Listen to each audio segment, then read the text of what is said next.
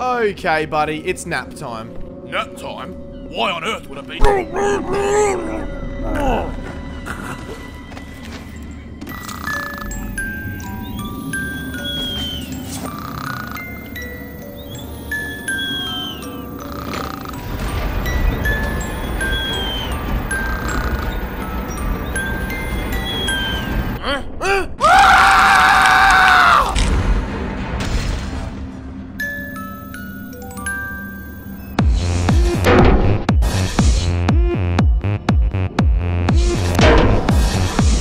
Being a huge fan of stealth games for as long as I can remember, it should be of no surprise to anyone that I had my eyes on Dishonored in the months leading up to its release, and after watching several gameplay videos on the game in question, I was definitely keen. Having now played the game, was it worth all of my pre-release excitement? Let's find out. The story of Dishonored is set in the dark, plague-ridden fictional city of Dunwall and follows protagonist Corvo Attano, the personal protector of the Empress and her daughter Emily. Immediately as the game begins, the Empress is murdered, her daughter is kidnapped, and Corvo is falsely accused and imprisoned after being framed by corrupt members of government. On the eve of his execution, Corvo breaks out of prison with the aid of a group known as the Loyalists, and so begins his quest to exact revenge on those who crossed him, rescue the Empress's daughter, and ultimately bring down the corrupt government, one murder at a time. That's pretty much the story of Dishonored in a nutshell. It doesn't really offer anything fresh and new story-wise, as players would have likely already seen and experienced similar storylines in past games. And an additional complaint to note would be that because Corvo is a silent hero, rarely saying a word, players aren't given much of an opportunity to get to know him as a person, and therefore it was quite hard to feel sorry for him and empathise with his dire situation, as well as share his thirst for revenge, especially considering that the murder of the Empress happened so quickly. However, despite this, the story throughout Dishonored, although nothing new, is conveyed exceptionally well, and as a result is welcomingly simple to follow and easily does enough to hold one's interest. Being a stealth action title usually comes with an emphasis on sneaking around undetected, and thankfully the stealth elements present in Dishonored are very well implemented. Inclusions like the ability to lean around corners while remaining behind cover, and being able to carry and conceal the bodies of enemies you've incapacitated really supports the stealth gameplay well. Close proximity stealth takedowns, both lethal and non-lethal, make players feel considerably more badass, and being able to glide effortlessly in and out of locations unnoticed is particularly satisfying. For the not so subtle, Dishonored also boasts a solid fighting system in which Corvo, if detected, can hold his own against attacking enemies. A dual wielding mechanic allows Corvo to simultaneously use ranged and melee weapons against his foes, and correctly timing blocks against incoming attacks knocks enemies off balance, allowing players to perform brutal counter-attacks, resulting in first-person insta-kills which both look and feel very satisfying to pull off. Although containing somewhat of a learning curve to begin with, the platforming element throughout Dishonored feels fast, fluent, and above all, fun. Corvo is able to use rooftops, ledges, balconies, pipes, and other environmental objects to give him tactical advantages in both stealth and combat, as well as create several alternative pathways to mission objectives, meaning that players can be very open-minded when devising their plan of attack. And perfectly complementing all of the aforementioned gameplay elements is a very robust magic system, in which players are able to purchase and upgrade Corvo's magic powers in exchange for runes that can be found scattered all over the city. The magic powers available to Corvo are quite varied and a lot of fun to play around with, and they each have the potential to make Corvo significantly more effective in the field, whether he be sneaking by or slaughtering foes, or simply moving from rooftop to rooftop. As well as magic runes, bone charms can also be found throughout the city of Dunwall. Each offer subtle advantages that slightly alter one's gameplay experience, with perks ranging from faster climbing to increased mana regeneration, as well as a great deal in between. Bone charms are fun to play around with and can certainly assist you in some of the more challenging moments of the game, but players actively seeking a challenge may choose to just ignore them.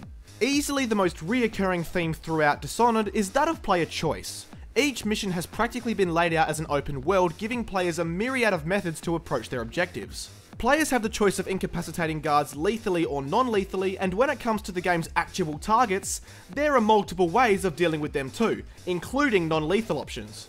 It's all entirely up to the player, and the choices made directly impact on how the remainder of the game will play out, as well as change the ending slightly. After each mission, players are given a breakdown of their performance, detailing the quantity of enemies killed, alarms raised, times detected, bodies found, etc. I've always been a huge advocate of having this feature in stealth games, especially ones that give the player the opportunity to be creative in their approach. In Dishonored's case, it works. The mission summary feature together with a mission select menu, allowing players to replay any particular mission once completed, as well as the aforementioned freedom of choice in each mission, means that many like myself will be enticed to replay many, if not all missions, experimenting with different approaches and aiming for that perfect score. This all boils down to one simple phrase: replay value, and Dishonored has fucking lots of it. The variety of enemies encountered was quite good for the most part, ranging from standard patrolling guards to more advanced enemy types such as rival assassins and toolboys to increase the challenge as the game progressed. However, some enemies were just downright annoying. Trying to be stealthy while being chased and eaten alive by hordes of rats is easier said than done. Don't even get me started on those acid-spitting plants, which in my opinion were completely pointless, had no purpose other than to piss you off, and can go fuck themselves. And need I mention the Bottle Street gang? I mean, come on! I couldn't have possibly been the only person to have gone to deal with the thugs harassing Granny Rags in no later than the second mission, only to be burnt to a crisp and killed seconds after opening the fucking door. Although I did mention that the stealth gameplay was quite good throughout Dishonored, it was occasionally held back by a few moments in which enemies couldn't see me when they really should have, or were able to spot me instantly when by the game's logic I should have been invisible. Bullshit!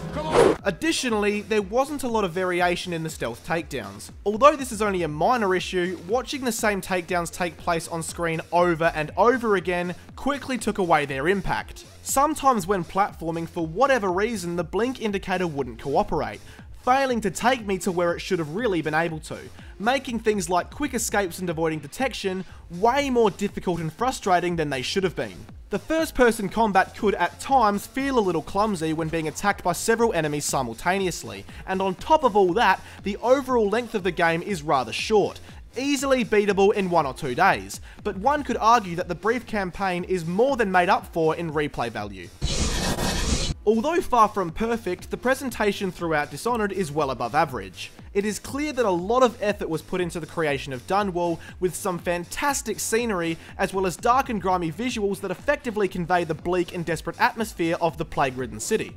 The game also features decent animation, which is most noticeable in combat, enough blood and gore to make kills more satisfying, and some great voice acting by many of the key characters. However, the Xbox 360 version at least is plagued with regular texture pop-in, very occasional frame rate hiccups in the more full-on situations, and very frequent load times, which pull you out of the experience not only when you start a mission, but whenever you die, move to a new area, or reload a save file. Not to mention that I did encounter a few glitches here and there throughout my experience, but these were often far more hilarious than they were game-breaking.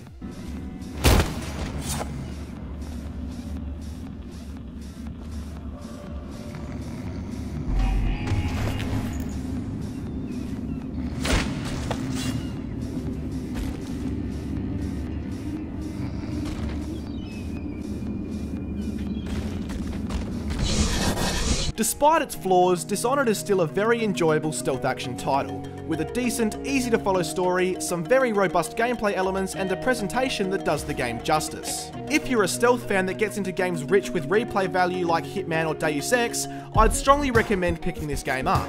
If, however, you're not likely to continue playing after a single playthrough, with the briefness of the story considered, I'd be more inclined to suggest a rental. He's dead now, like the others who were living here.